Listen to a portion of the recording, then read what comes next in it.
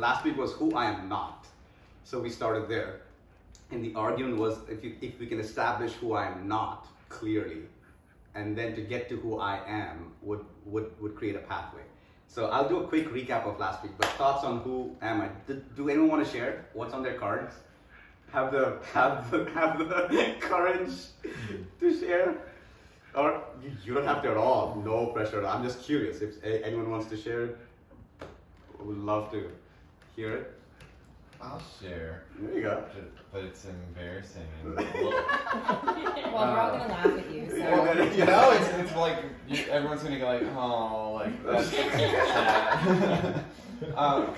So my initial thought was like, who am I? And just like my career came up first in my mind. Yeah. And then I was like, Okay. yeah, because I was like, no, this is horrible. Like I came here to talk about God, and the first thing about myself isn't even about God. And so I was like, oh, I want to change it and put like child of God, but I was like, no, like this was my first thought. So I was like, I'm imagining you were looking at my face because I was in like physical pain. Right? I was like, this is so bad. Oh my God, this is so good. But you were so honest and faithful. Well, so that was what I wrote down first. Okay. And I feel like I failed the test. But All right. Okay. So that's the case in point. Is what comes instinctively. Yeah. Okay, That let's was- play devil's advocate to that. The Right. first thing that came instinctively to my mind was like, a daughter of Christ. And it's like, oh, that's what the church is. Like, you know what I mean? It's like when you ask at Sunday school, like, what'd you learn today? And kids are just like, Jesus. 'Cause they think it's like the right answer. So like I put that down, and then I was making a face at myself because I Okay. was almost like, oh, I feel like I'm conditioned to say this Oh, right. and not necessarily believe it about myself. And even though like everyone knows that's who I would say I am, is that who I would say I am? Wow. So even There's that's a song like that. There you go. Right. Yeah. Who you say I am. Yeah, Right. well, there you go. Right. So it's like the flip side of your coin. Wow, Even this if is- God came this to is- mind first. This is so great. Two completely opposite. Well, mine kind of is in between because Of course, yeah. I did like dichotomous traits. Like I couldn't get one out without an and this. And, Like, okay. a follower and a leader. Okay. I did right. a lover and a fighter. Like I just, Okay. and then I went an intellect and a goof. Okay. And then a visionary and a problem solver. Nice. Like, but I just kept going back and forth Yeah. to, and I think, and it kind of mirrors last week where I am not. I was putting just it was like almost like humble brags, Right. inverse of positive thing, right? Right, So right. it's like okay, so Right. yeah. Okay. Anyone else? I had some similar that were like, I kind of have like, I'm free, but also not my own in a way. So there was like kind of a both there you angles. go. And there's some others, but what was different for me this week, it was like, last week it was very like physical, like Yeah. Right. specific. Right. Like I wrote, I'm not a woman Right. for mine. So this is like Let's more, get that out of the way. more, Exactly. more like, Get that out of the way. just Let's in move case on. it was in question. So who am I? Mine were more, they weren't like specific traits. It was more almost like a position that I felt like to be talking about. Like for instance, like redeemed or chosen. Yeah. So that I found was like that was an observation. Period. Great. Yeah. Good job. Cool. Anyone else? Mine, I said a follower of Christ, Right. dependent on Him, Wow. and then chosen and saved and redeemed, Wow. like the positions. Yeah. It was, I said yeah. a truth seeker, a fighter, an usher of joy, a daughter, a shepherder, healing, and assistant. Oh So wow. good. So What was the last one again? Was that? A sister, yeah. An assistant. No, a Sister. sister. 'cause I have a Sister, sibling, okay. Yeah. Sister. Got it. Yeah. I like the maturity of the response, especially with the last two, right? Yeah. It's just. Because I remember when I had this moment of when everyone was sharing how I identified who am I back in like high school, Right. and they were right. very different. Yeah. I use like Yeah. athlete, Mhm. good student. Yeah, It's yeah, like yeah. just weird, Right. you know, like Right. just public, almost like Hmm. how other people probably see me Right. versus how I see me. Right. Like Right. external labels versus internal labels. Right. So I had I'm God's son. I'm a sinner. I'm called by God, and I'm a father. So that's what I had. So we'll do a quick recap. But identity, why is it so? I thought I should. I mean, if you know anything about Socrates and his influence on the entire, I'm learning more and more about his influence. Paul, most of the New Testament, in fact, all of Pauline writings is Socratic thought. We got the New Testament, most of the New Testament, because for some reason God raised one man, Socrates, who just, and he was killed just like the disciples.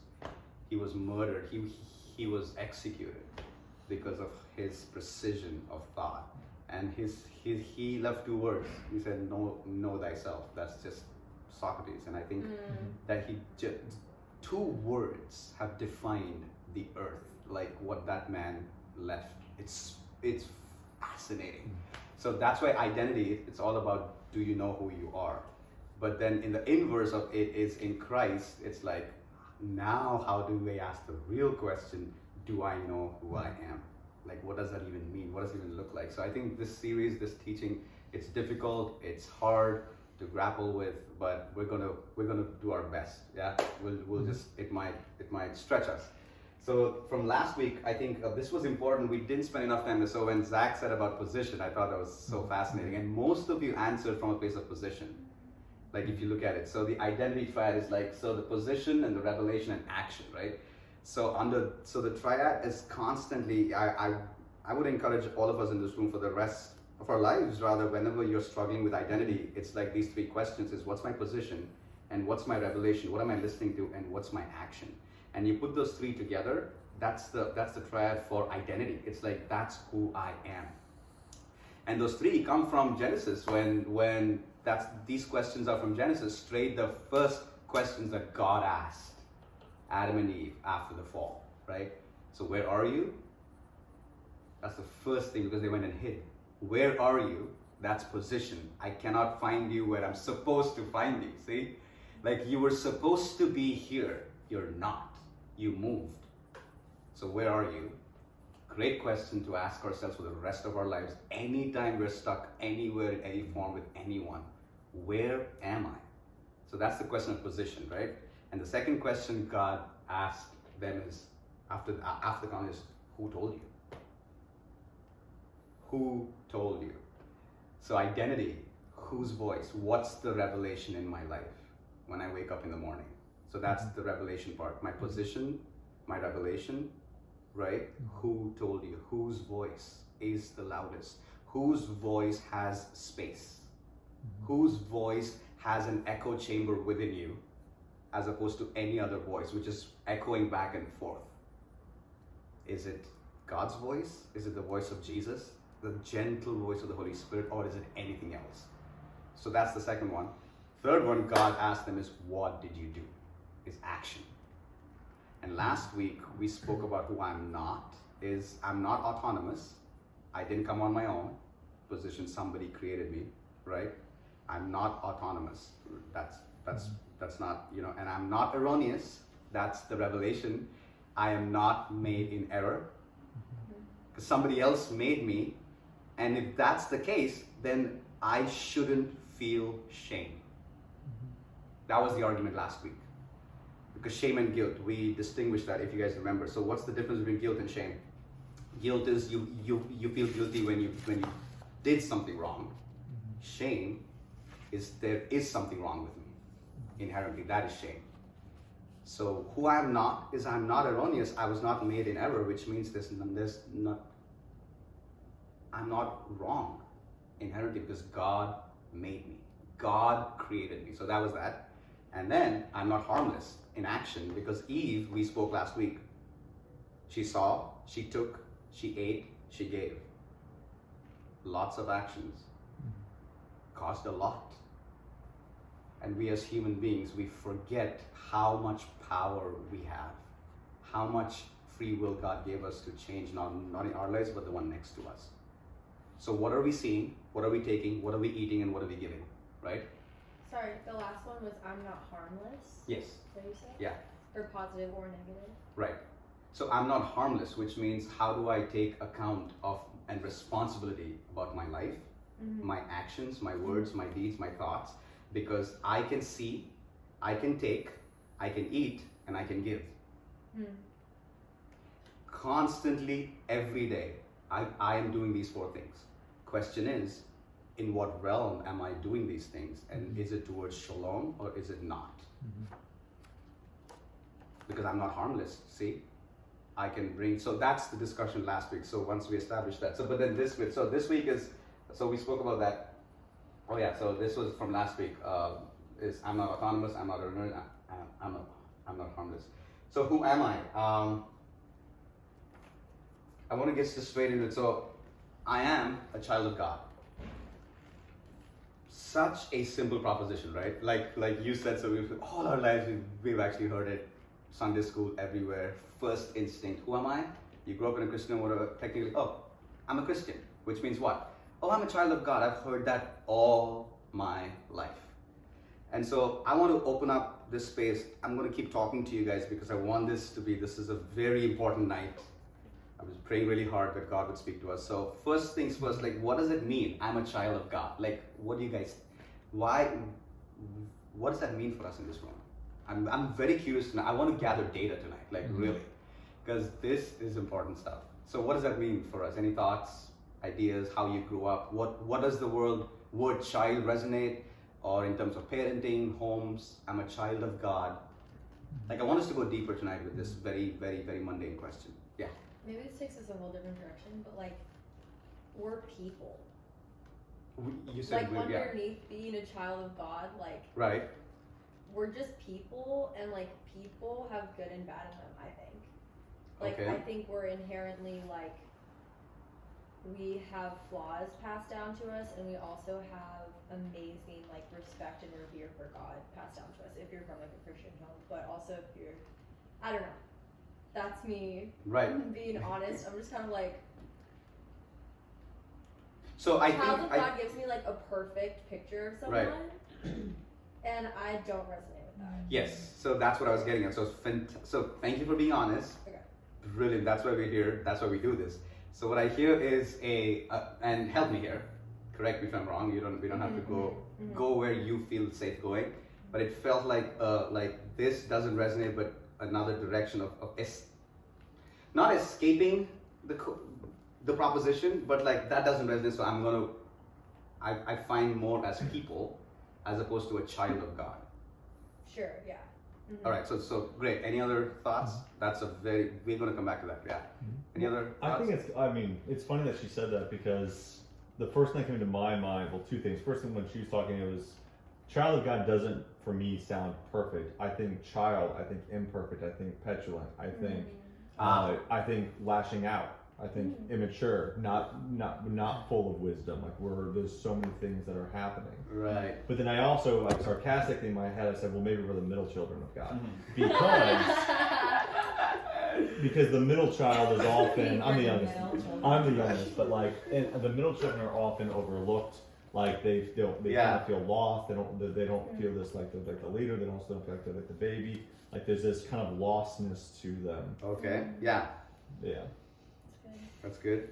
I think of it from the entirely opposite perspective, and in the sense of I don't think this is a quote about us at all. I think this is a quote telling you where God is in the hierarchy of us and Him. His relationship He wants us to. Yeah, like God is like if you want to compare like to an earthly father, like He wants to teach you things, He wants to answer your questions, He wants to like hang out with you and throw a baseball in the backyard. Like I don't think this is necessarily telling us our position in the relationship. It's like your parent is up there. That's how I interpret it. Yeah, that's great. Any other thoughts? I look at it as He's the father. There's so many fatherless. Right. So a child of God is never an orphan. Right. Wow. Powerful. Yeah. Yeah. Yeah. Any more thoughts?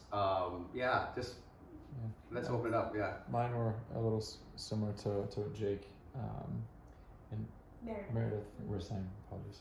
I was thinking like, okay, so for a child of God, we're protected, we're provided for. So again, it was kind of what do we receive, or what is like the covering over us, Mm-hmm. or basically the thought of like, okay, if we're a child, we're not in control, Mm-hmm.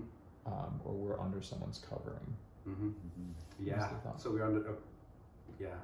I'm glad we're recording this. These are fantastic. There's one thing that's interesting when you talk about that is the orientation. Like if you study psychology, like developmental psychology, so with like infants Mm-hmm. or babies who are crawling, Mm-hmm. they before they do anything, they look at their mother. Right. Like so, they did this experiment where they basically have them walking on crawling on a glass top, and they have an optical illusion where it looks like it drops off like a cliff. But Right. they either they crawl, they stop at the edge like of the glass.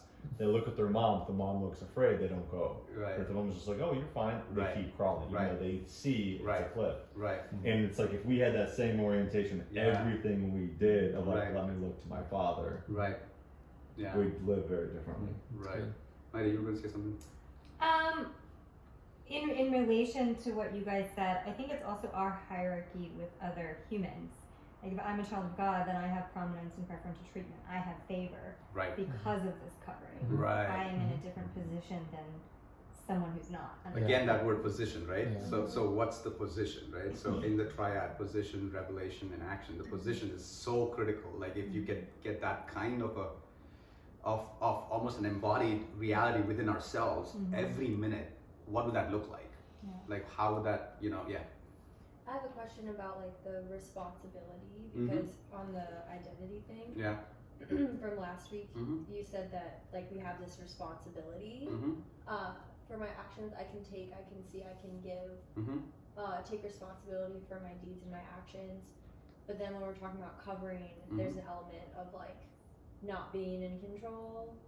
So it's like how do those things connect? Like how much are we supposed to do that we let God do? How much are we supposed to do? Mm-hmm. Mm-hmm. We will park that question. Okay. We'll definitely get back to that at the end. So remind me because we'll circle back to that. That's a good question. Yes, somebody was saying. I felt it, Moriel. I felt like I took that breath so quietly. Moriel, I felt it. Surprised I you felt heard it. that. I felt it. Yeah, I'm ruminating on this more in this like 30 seconds than I've ever ruminated on it in my life, obviously. But what I like about it is that it's not conditional. We're all children of God. Mm. Like we all have the ability to be to choose Him, but He chooses us unconditionally. Mm. And whether we choose Him or not, Right. that's on us. Right. But I think I mean, man, the whole world, it's kind of like vibing with what Meredith said about like there's a lot of fatherless. Correct. I mean, all of us are really until Right. we choose Him. Right. You know, it's kind of cool to think about how it's an unconditional, undeserved Right. grace and love. Right.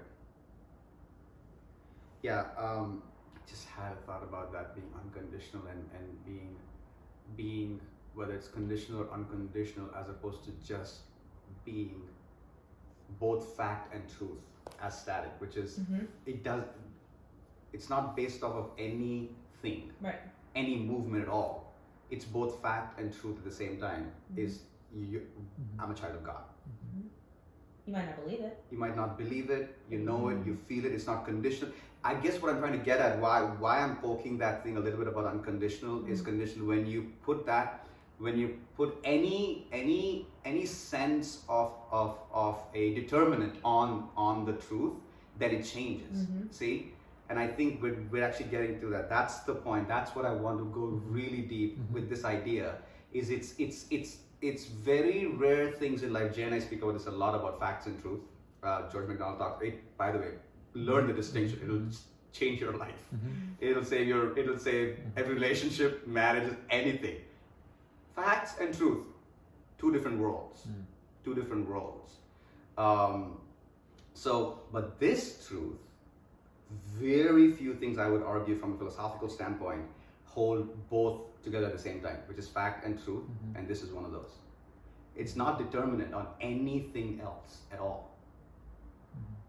Children, Rick Warren I think said this, he said, there are accidental parents, but there are no accidental children. accidental parents, but there are no accidental children. Because before I formed you in your mother's womb, what? I knew you. You were fearfully, I knit you so carefully in all of eternity, which means every human being that's ever existed, and that's why the case against abortion, right? So, which makes a whole lot of sense, is there are no accidental children, which means God created us, and that goes back to last week, is I'm not erroneous. There's nothing wrong with me because somebody created me and knitted me beautifully and wonderfully, right? So these are the truths. I'm going to read from John 1. He says, John 1, and this is one, but I'm going to read a part of it. It says, John 1 verse 3 says, Beloved, we are God's children right now. However, it is not apparent what we will become. But we do know that when it is finally made visible, we will be just like him, for we will see him as he truly is. Stay with me on this one thought. We will become like him. We don't know. We are all his children. We don't know yet how this will all manifest itself, because why? We're all different children. We're all so unique, so different, so beautifully and wonderfully made. But ultimately, we will become closest truly like how he is. Right? So follow me on this thought for 1 second. Forgive me for the language, but that's a quote that is very interesting. This is a quote from a book called The Gene. It's a very thick book on just the human neuroscience and just our DNA and stuff. But the guy starts with this. It says the blood of your parents is not lost in you. They F you up, your mom and dad. They may not mean to, but they do. They fill you with the faults they had, and they add some extra just for you.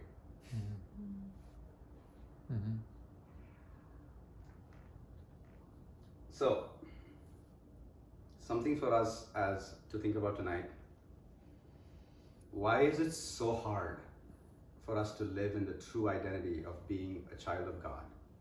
Like, why is that so difficult, and why is the world so broken today? Why is it so hard to love or receive love? Is fundamentally, I think this is where Jesus, when the little children came to him, he said, he proposed murder. I would propose when he said, if anyone does anything to these little ones, it's better for them to do what? What did he say? He said, if anyone does anything to one of these little ones, it's better have a millstone you tie around their neck and drown them in the sea. You want to convince me that that was not proposing murder? Like just kill them? Well, it says face value, and you have to ask yourself, what happened? For years I struggled with that. Until the last season of my life, I understood what Jesus was saying is fundamentally, when a child comes into the world, in the ideal world that God made, the two people to give that child, 3 things: love, safety, and trust, are the parents.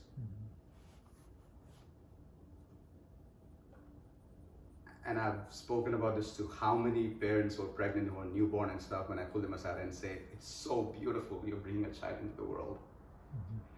But my prayer for you both is that you would give that child the best. You're not perfect, we're not perfect, but fundamentally love, safety, and trust. Jay's example of that baby, right? What's the first act that we do as human beings when we come into the world? Have you guys ever thought about it? The first thing when you come into the world. Scream. You scream. And you know what the doctors check when my daughter was born? One of the things they do check is, you know what?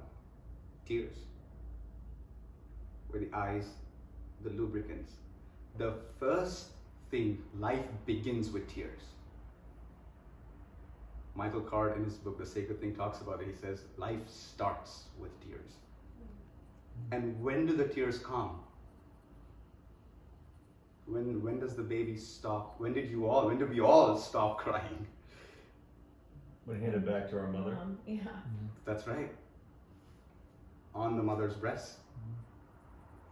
And when the baby touches the breast and starts, it's calm. It's calm. The argument is this tonight: who am I? Who am I? Because we broke trust in the garden, here we are today. That when we come into the world, these things are fractured in all of us. In all of us. And what happens is then you grow up for the rest of your lives mitigating those 3 realities for ourselves.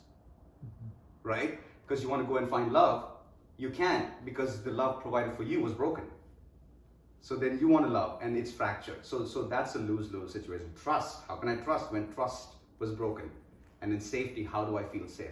Everyone's locked in that trap, and Jesus was right when he said, when you touch the little ones, it's better don't do it. And that's why we have a world that we have today. And it's so hard to live in the identity that I am a child of God. Because he alone is the perfect parent. He is the loving Father. He is the one whose love is the only love that's unconditional. That stands straight with you and says, no matter what you do, I am your Father. And you are my child. So I think the prayer for us as an identity is, how do we arrive at that kind of an identity despite of what was handed to us in our homes, in our families, in the brokenness around us. And several people in the last season of my life, like walking them, immediately in 5 minutes you will get to know the family story and go like, yeah, that's so hard. And that's a mountain to climb, because you got to forgive them, you got to forgive yourself, you got to and then lean into the love of Christ as a father. So your position, who am I? I am a child of God. But when you go out in the world and explain that and disciple people, I'm just suggesting to us tonight that it's not that simple for people to get there. It's a very hard thing to understand that emotionally. And that's the prayer, and that's the understanding, right? So, and then the second one, I'm going to move on, and then I'm loved. That's the revelation, right? So the first one is position, right? Is I am a child of God. Where are you? My position is I am a child of God. Who told you? God says, I love you, which means I'm loved. Thoughts on that? How does that feel? We've heard that all our lives. What does that mean? What does that feel like when you hear that I'm loved? Like, does that mean anything? Or God loves me? Okay. Yes, God loves me. So thoughts on this idea of I'm loved? I think personally for me, there's times where I can agree with that, and there's other times where I can like judge whether or not I'm worthy of love, and like, if I will receive. There you go. So, yeah. There you go. So much to unpack there, right? Yeah. Any other thoughts?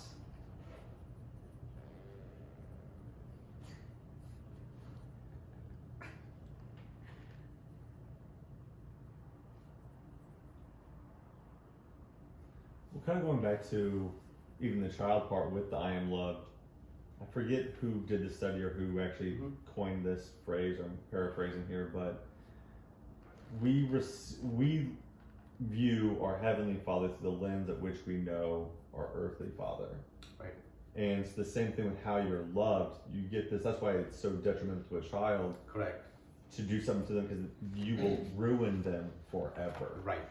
Right. Like there's always going to be something there Right. that will affect them for the rest of their life if Right. they're not loved properly. Right. And yeah, so it's how you feel love. It's Correct. so like we are judged. Like there's a level of performance. Yeah. Even yeah. from like amazing earthly parents, there's Yeah. a level of performance that you still get rewarded better Right. when. And that's not how. So conditional, right? It's a conditional. There's a level of conditional yeah, love correct. always. All right. So okay, that's the great. Okay, that's okay. So landing on that. So I'm loved. Does everyone in the room agree that there is, so consciously or even consciously, always some level of conditional expression around this idea? Right? Do we all? There's a consensus in the room, right? No matter how you slice this cake, right? No matter how you go about it, there is some level of like, it's conditional. It's conditional. And let's just name that tonight, right? So that's the go-to. Let's just name it. I think Jesus would be proud of us tonight.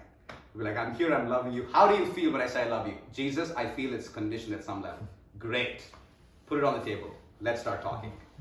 right? So it's like Jesus and us going to therapy. It's like if there's a good therapist and Jesus, I love you, and it's like, it's a little conditional. All right, let's unpack that, why? So it's true though. Question is, what's the way out? What's the way out?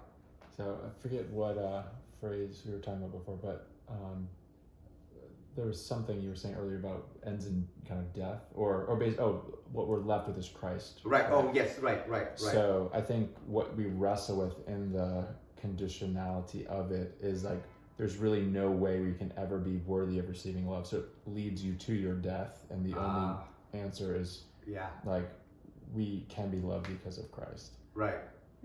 But going back to Jay's proposition about that whole conditional space, and then you saying, I can never be worthy. Yeah. Like I cannot be worthy. Where does that come from? Like I really want to ask, and even really, we don't have to answer that tonight, but to think deeply about that idea of somehow, because I've heard it from almost everyone. At some level, I don't feel worthy.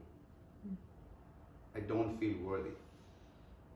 Last week, I was walking with someone, and they spent half the day trying to, end their life, and trying to buy a gun online and all that stuff, and things. God did a miracle. The great therapist we were.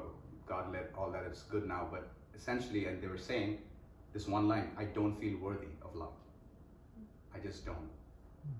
So it's something to think about very, very deeply, right? So, and then, what John 15 said, as the Father has loved me, so have I loved you. Now remain in my love. Here's the question. Here's what I posed the question to Jesus. And I was preaching on this last year, I think. I was getting ready to preach at Remnant and stuff, and I was like, I got stuck with this. I said, Jesus, you had it easy. You did have it easy. Most of us did not have what you have. This was my conversation with Jesus, because I got stuck. I was with George yelling this at 12:30 in the night. I said, I can't preach tomorrow, I'm stuck. Because Jesus had it. Because why? He says, because the Father loved me, so I love you, and go love like me. Which means he himself received love from which he was able to love us. And then he says, go and love others. Does this make sense? Yeah. It's something very, very important to think about. Like very, very important. Jesus says, as the Father has loved me. Perfectly. See, that's the word, right? As the Father has loved me perfectly, so have I loved you. Now, later on in John 15, he says, love is a command. He says, and so I command you. Going back to the idea, love is not a feeling. What is it? It's a command. Do you feel like loving your spouse every day? No. Do you feel like loving your children? No. It's a command. Right? But you can do it out of the outflow of that love. So Christ received from the Father. Problem is, I asked God, I said, Jesus, Lord, what do we do with all these people, several people in our community everywhere? They were not loved like how your Father loved you. They were not. It doesn't translate. They tell me, Sam, intellectually I get it, emotionally it doesn't, they don't feel it. So that was a question until in the morning there was a breakthrough, and the Holy Spirit always comes through, and Jesus, the revelation was, that's the whole message of why Christ came, is my love is now available to those people if only they can have the courage to open their heart and move from that place of victimhood and receive this love. Like, what does that look like? Because it's so hard to break out of victimhood. The enemy wants us to be there and stay there. See? And so that's the key, right? But Rohr has this. He says, if you have never experienced, and this goes back to Jay's point. Actually, this is what you would turn out to be. He says, if you have never experienced human love, it will be very hard for you to access God as love. See? If you've never let God love you, you will not know how to love humanly in the deepest way. You see the paradox? It works both ways. And this is what Jesus was trying to explain in John 15. He says, the Father loved me, I love you, now go and love one another because I have loved you. In loving so, they will get to know me. You see the dance? And I think that's the part of identity too, why we struggle with the idea of I'm loved. Because I would argue that how many of us, 3, 6, 7, 8, 9 of us in this room, have a lot of work to do out in the world when we step out. The first call is to love others. because they might never know the love of Christ until somebody first loves them. Yeah? Because that's the call of the gospel, is how are we then going out to love someone else the way Christ loved us? Because otherwise they will never experience. You can preach all you want, but they will never experience it. Finally, I'm able. So, I'm a child of God. I'm loved. Action is I'm able, which means I can do all things. That is an identity, is I can do all things. Let's just stop there for a second. That's like kryptonite. That's like superpower, isn't it? Like, but what does that mean? Like, what's Paul talking about in like Galatians 4? Like, what do you think is happening here when he says, I can do all things through Christ? Like, literally, how does that feel when you hear that? I'm just curious. Like, yes. I don't like it. You don't like it? Yeah. I don't like it because when somebody is feeling like they're in the like victim state of mind, it feels like tough love to be like, get up. Oh, I see what you're saying. Get Yeah. up. You know, it's Right. like I can't. Right. So Yeah. Okay.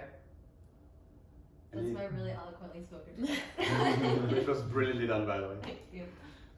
I think verses like this are tough. It's like I was gonna say the same thing. yeah. It reminds me of like ask and ye shall receive. Like it's one of Oh, those right, kinds of right, verses right, where you're like the Lord is going to give you the desires of your heart, but like they leave out the part that like He'll change your heart to make your desires His desires. Like they don't explain it Or enough like to make you understand Right. what it means that you're able to do all things through Christ who strengthens you. I think this, because I would love to know as your pastor the context of this. Yeah. Because this many times is taken out of like, I can do all things through a scripture taken out of context. Right. Right. So Right. I would love to hear the context. What does that of mean? this. You can go like Right. lift a car, like you know, it's Right. like what do we define as all things? Right. My baby's underneath it. Yeah, your baby's underneath it. Zoe's underneath the car. You Flip it lift like that car. Flip it.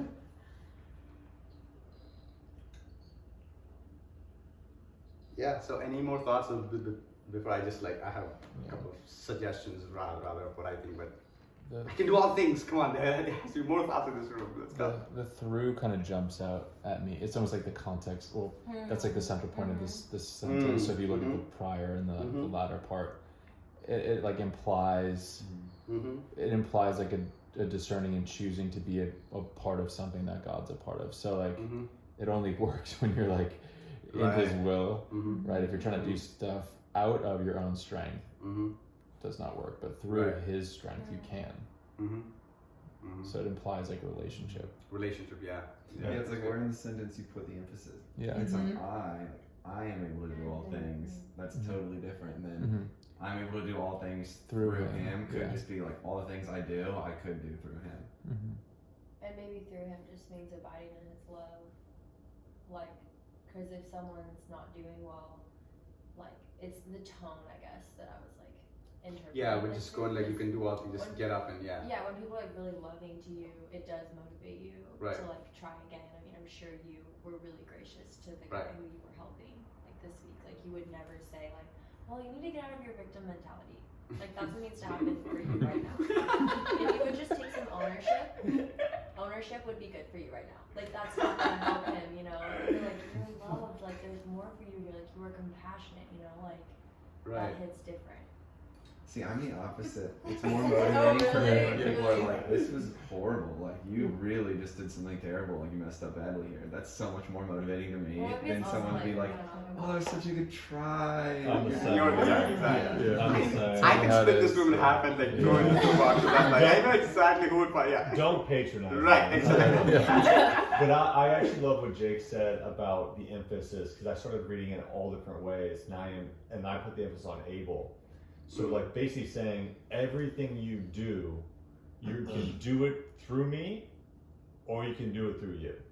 Right? So if you do it through God, there's different things, and that will bring me strength.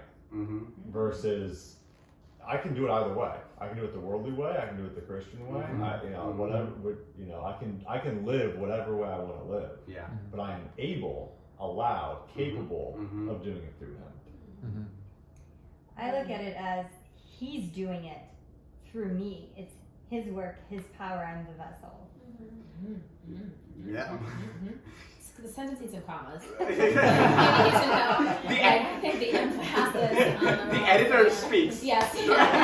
We need a comma after things and a comma after him, and then we're good. Like we can do all things through him, Right. who strengthens us. Yeah.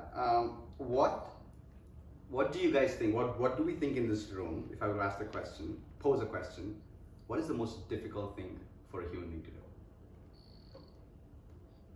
Have you ever asked, like, if you were to pick out of all of like your human as a human being in relation to human beings. So remember the backdrop. Human beings were made for one purpose: relationship. Do we have a consensus in the room? I was just one purpose, and I'll keep saying this for the rest of my life, especially. Allow me to say this in the Western context. It has to be spoken more. Because in collective conscious cultures around the world, they get it. I mean, relationships are everything, but they're not healthy, we get it. But in the Western context of the individual sense, we were made for one purpose, for relationship, right? So keep that as a panel and ask yourself a question tonight. If I were to ask in this room, what is the most difficult thing to do as a human being? What would that be? What are some of your thoughts? Admit that you're wrong. Yeah, that's a good one. Admit that you're wrong, okay? Oh gosh, this is getting so interesting. Okay. Okay. Yeah, I was gonna say, like, it's impossible to let God do things through you if you don't have humility. Okay. And then, like, what does humility versus pride even mean? Like, could it just be protective mechanisms? Could it all go back to a survival instinct? There you go. Yeah. So can we push this through a little bit? Can I push this? So the answer, so we agreed like it's so difficult for us to do that, right? Who's the focus there? Us. Well, when it's the problem. No, in that response, who's the subject? When you said it's so difficult to admit who's wrong? When I am wrong. So who's the subject? It's you. I'm just leaving that there. So we're still in the realm of I, and I just want to leave that there. This is not we're just thinking through this. We're just plowing through this, right? Immediately it's like it's about. So then keep going. What else could be the most difficult thing to do? Like dying to self. Closer. Yeah. Save yourself. Closer. That's still in the self, right? In the relation to what? So the words of Jesus, right? He who loses their life, dying to self, laying down desires for his and for someone else. To other people. Right? So if you read, and this is where I would argue the distinction of not I wouldn't even say Christianity, the distinction of Christ.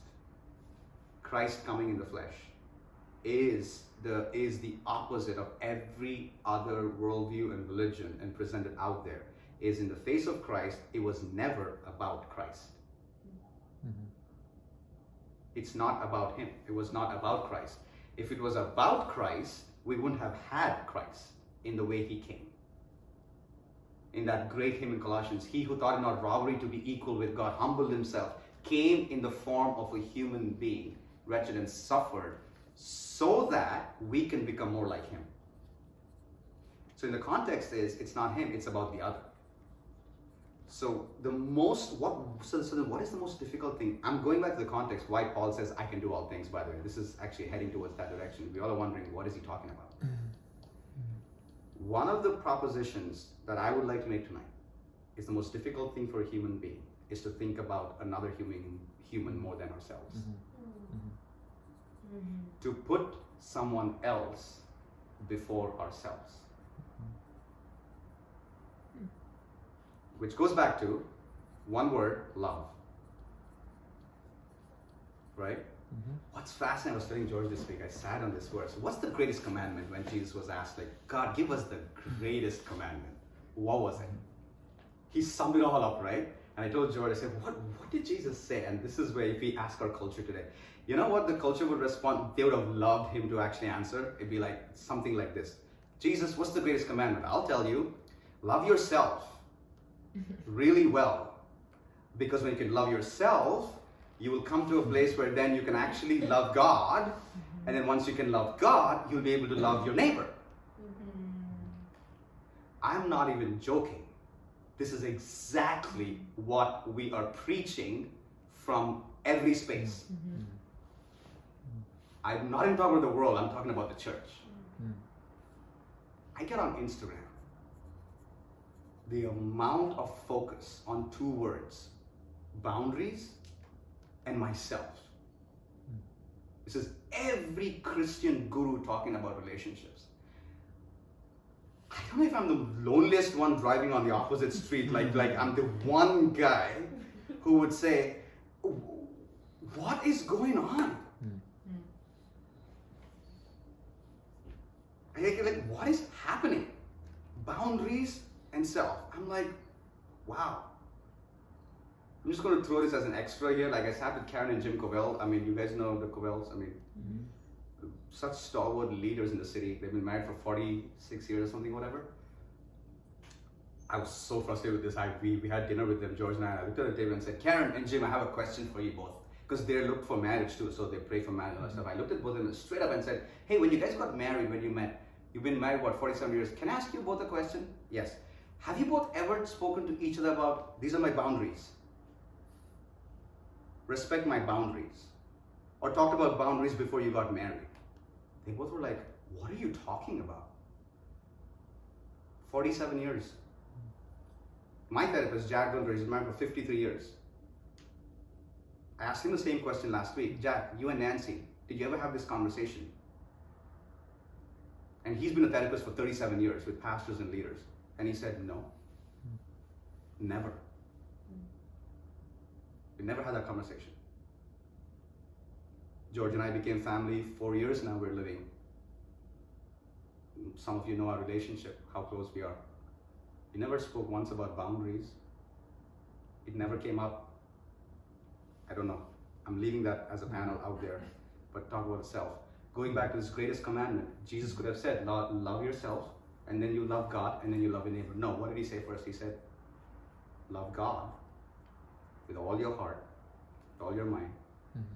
Then love your neighbor as yourself, because in loving your neighbor, you love yourself, and yourself is the neighbor.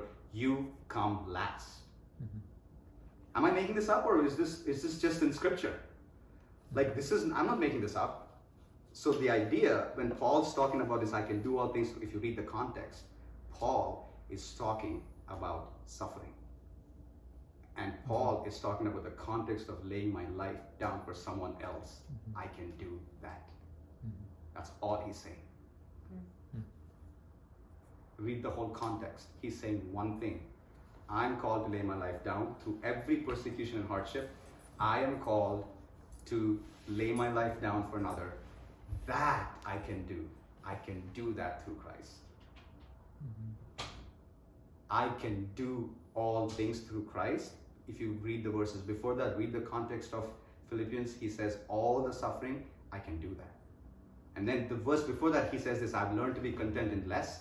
I've learned to be content with everything. I've learned those things. Those things I can do because I'm called to lay my life down for someone else.